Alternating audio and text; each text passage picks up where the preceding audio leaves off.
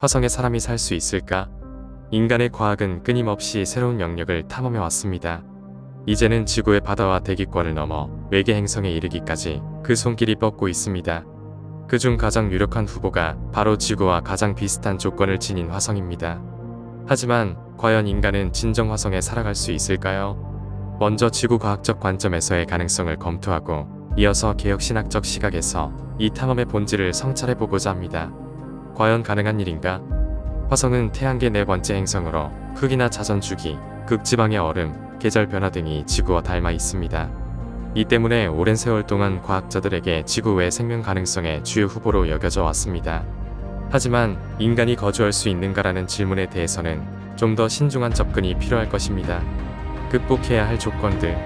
화성 대기의 95%는 이산화탄소이며 산소는 약 0.13%에 불과합니다.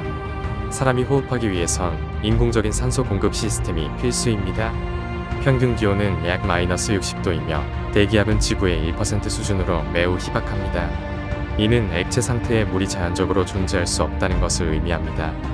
화성은 지구처럼 자기장이 없어 우주 방사선으로부터 보호받지 못합니다. 장기 체류는 방사선 피폭 문제를 해결해야 합니다. 화성의 중력은 지구의 약 38%로 장기간 거주 시 인체 생리에 어떤 영향을 줄지는 아직 충분히 연구되지 않았습니다. 기술로 극복 가능할까? 나사, 스페이스X를 비롯한 여러 우주기관들은 이미 거주 가능 모듈, 화성 농장, 지하 거주지 등에 대한 다양한 기술 실험과 계획을 추진하고 있습니다. 이를 통해 단기 체류나 연구기지 수준의 인공생태계 구축은 이론상 가능하다고 여겨집니다. 그러나 사람이 살 수 있는가? 라는 질문에 대한 명확한 답은 아직 없습니다. 자연 조건을 그대로 두고는 불가능하며 극도로 인공적인 환경을 조성해야만 가능할 것입니다. 즉, 지구 과학적으로는 기술 발전에 따른 제한적 생존 가능성은 있으나 지속적 정착이나 인류 이주의 가능성은 아직 멀고 험난하다고 결론 지을 수 있을 것입니다. 이제 우리는 더 깊은 질문을 던져야 합니다. 인간이 화성에 거주하려는 시도는 단순한 과학의 진보인가? 아니면 하나님의 창조 질서에 대한 도전인가? 성경은 분명히 말합니다. 하늘은 여호와의 하늘이라도 땅은 사람의 자손에게 주셨도다. 시편 115편 16절 말씀입니다. 하나님께서는 창조 세계 가운데 지구만을 생명의 터전으로 주셨습니다. 창세기 1장에서 하나님은 지구를 공허해서 아름다운 질서로 회복시키시고 그곳에 생명을 창조하시며 인간을 하나님의 형상대로 창조하셔서 땅을 다스리고 정복하라는 사명을 주셨습니다. 이는 곧 인간의 존재 목적과 사명이 지구 중심적임을 나타냅니다. 다른 행성에 대한 지배는 이 사명의 연장이 아니라 경계가 모호한 인간 욕망의 확장일 수 있습니다. 왜 하나님은 다른 행성에는 생명을 두지 않으셨는가? 성경 어디에도 지구 외 생명체의 존재에 대한 언급은 없습니다. 물론 성경이 과학 교과서는 아니므로 침묵 자체가 존재하지 않는다는 확증은 아니지만 개혁신학적 전제하에 우리는 다음과 같은 추론이 가능할 것입니다.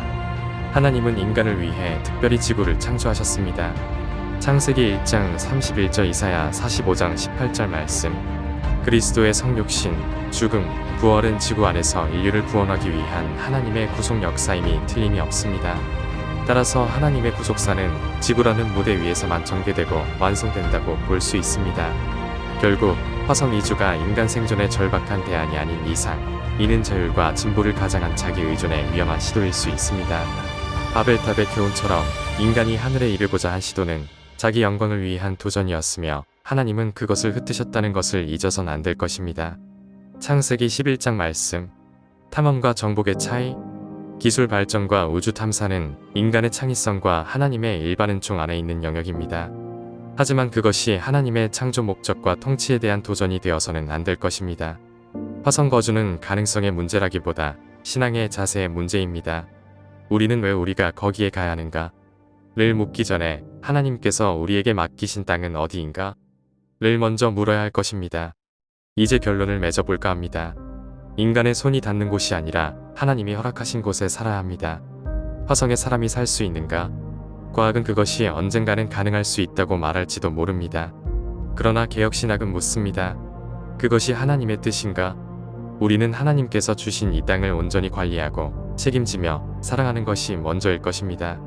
하나님은 우리를 우주인이 아니라 청지기로 부르셨다는 사실을 잊지 마시기 바랍니다.